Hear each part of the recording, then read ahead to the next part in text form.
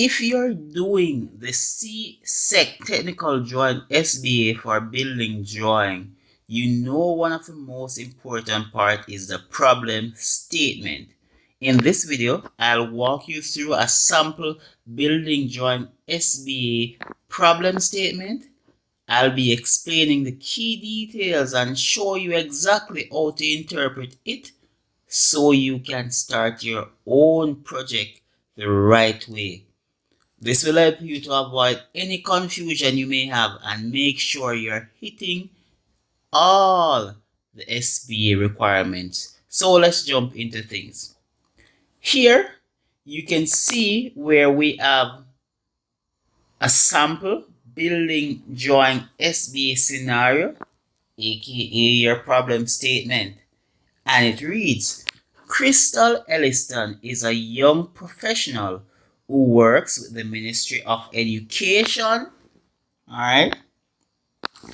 as an instructor at the Jamaica Institute for Lifelong Learning and is a member of the Archers program.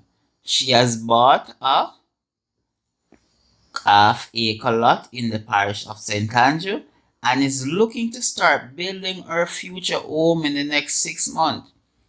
Miss Ellison wants to contract your company to produce a working drawing for the construction of her home.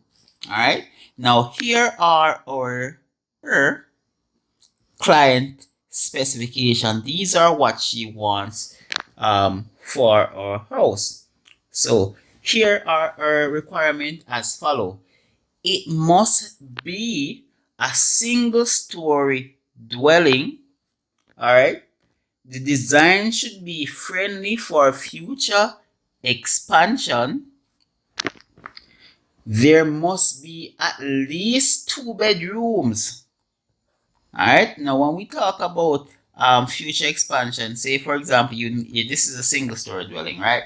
In the future she wants to have an upstairs on the building, so it will be 2 floors. If she wants to place additional rooms, so on and so forth, making the house bigger. So you want to design with that in mind as well. So that's something to bear in mind right there. Again, minimum 2 bedrooms. You could go ahead with that 2 bedrooms. Also, there should be a common area. Now, this common area should be an open concept. Alright, so meaning that everything is open, so everything pretty much flows. There isn't any walls blocking or impeding or obstructing or reducing the feel of the openness of the rooms. Alright, these rooms would include your living, dining room, and your kitchen area.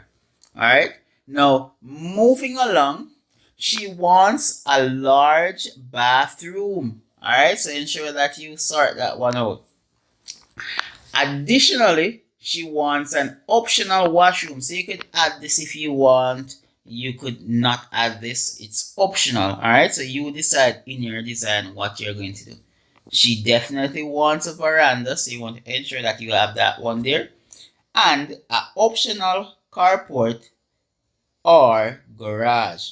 Alright, so you decide, are you going to give her a carport or a garage, or are you going to give her none? Alright, now moving along, you are also required to produce the following working drawings. So these are the working drawings, are the deliverables that you need to produce. Alright, now you are required to produce what? A sketch. Now this could be an undrawn sketch of the potential design to be presented to the client before proceeding with the working drawing. Now in this case, you'll present your working drawing to who? Your teacher. Alright, a full labeled and annotated and dimensioned floor plan of the design. So after you've produced your sketch, your teacher has given you the go ahead to continue. Then the next step would be to produce what? Your floor plan. You're also required to generate at least what? You have 4 elevation, which include your front, your back, side views.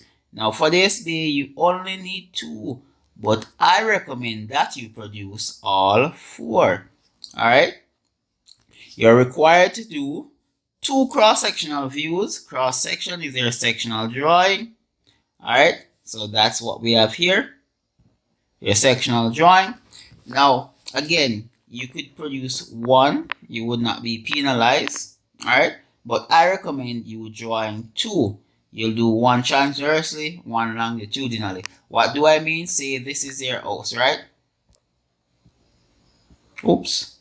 You'll cut it across. Let me try that again. Say this is your house. You'll cut it across like that. Alright? Or if this is your house, you'll cut it that way. Alright? So that's what I'm talking about.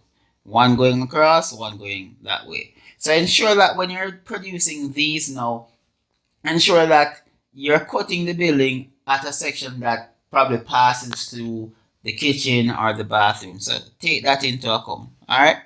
The next thing that you're going to be doing is that you're going to be producing a foundation plan, a roof plan,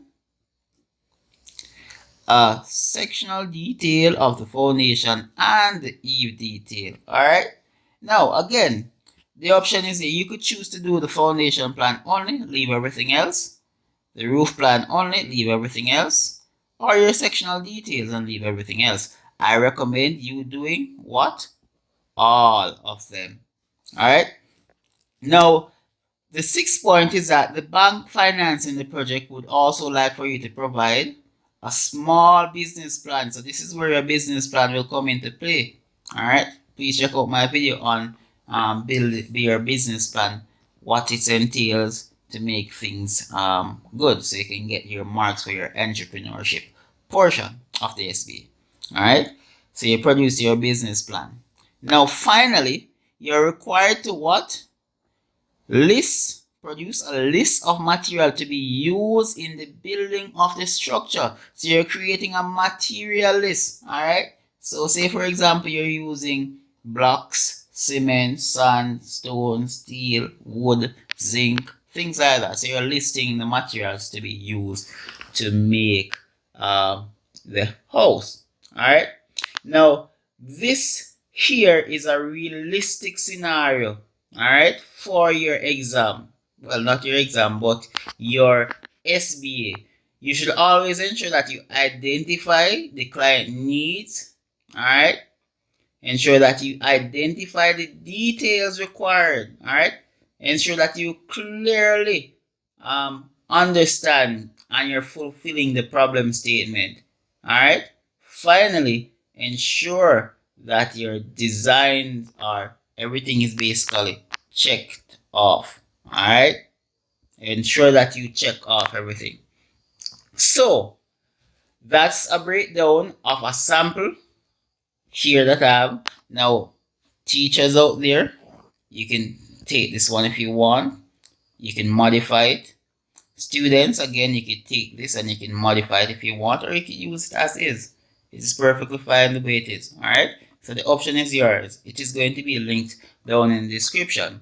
Now, so this is a breakdown of a sample building drawing SBA problem statement. The key takeaway is that ensure that you read the statement carefully, highlight the client specific needs, and ensure that your drawing matches the requirement exactly. So ensure that you tick off all of these here. Alright?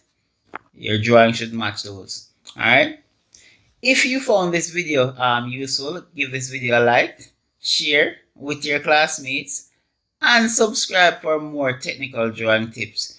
You can also check out my mechanical drawing SBA video linked in the description down below. I'll try to see if I can link it in the screen. See here. Alright, see you in the next one.